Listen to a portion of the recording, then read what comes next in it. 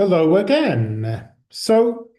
In this video, we're going to introduce the indefinite integral, which is essentially just another way of thinking about the antiderivative. And it's got notation attached to it that we'll see momentarily.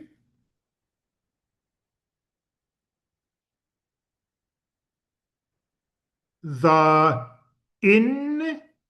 indefinite integral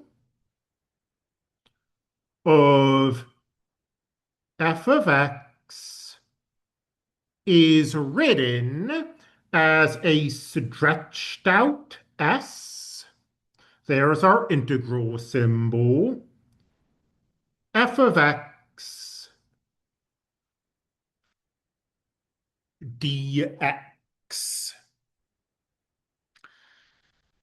The dx is telling us what our variable is. And often that's going to be just sort of obvious from context clues. Like if you're taking the integral of x squared, well, presumably your variable is x.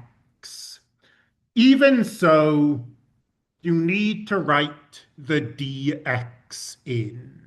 You know, if your variable were t, the integral of t squared, you'd write dt. This really becomes important in multivariable calculus, which we are not going to discuss in this course, but even so, it's important to get into the habit of using correct notation. All right, what is the indefinite integral? Now that I've lectured you about notation, but I haven't told you what it is, it's the set of all the antiderivatives of f of x.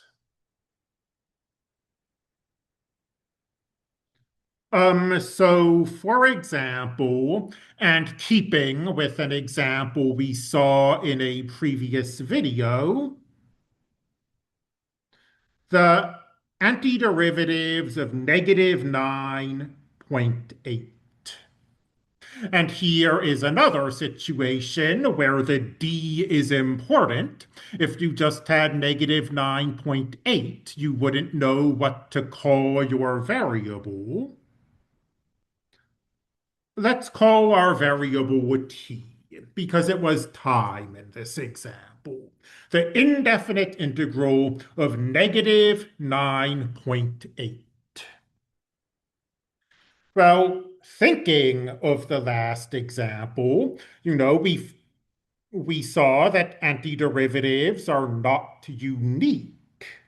The way this notation works is you find n antiderivative, negative 9.8 times t, and then every other antiderivative is that plus a constant.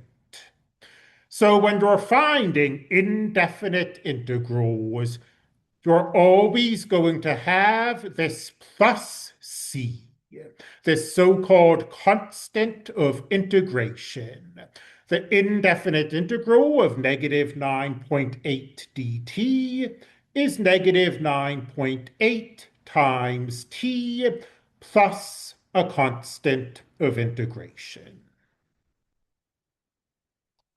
So far, we've done an example. We've seen a few examples of antiderivatives and now indefinite integrals, but we haven't talked about finding them yet.